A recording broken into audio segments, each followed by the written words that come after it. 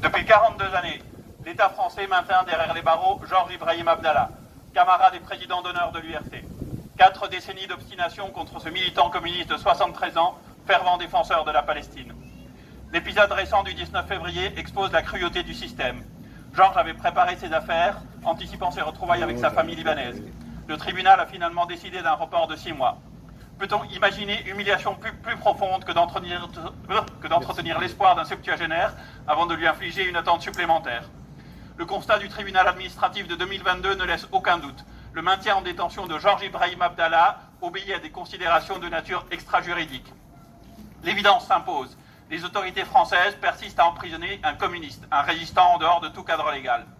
Georges n'a jamais tué personne. Sa libération conditionnelle est possible depuis 1999. Son unique tort, avoir défendu avec constance la cause palestinienne.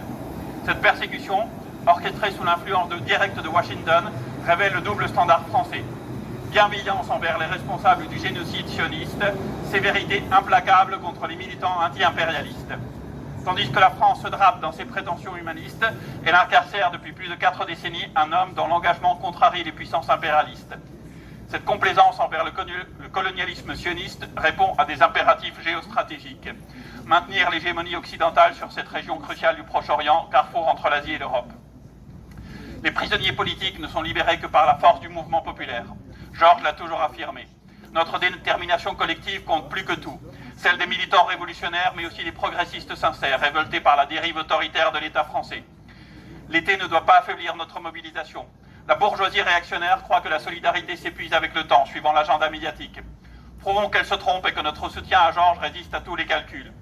Exiger la libération de Georges Ibrahim Abdallah, c'est combattre pour la Palestine libre, contre l'impérialisme français et contre la fascisation de l'État. Demain, Georges Ibrahim Abdallah doit être libéré. Solidarité avec Georges et tous les prisonniers politiques. Palestine vivra, Palestine vaincra.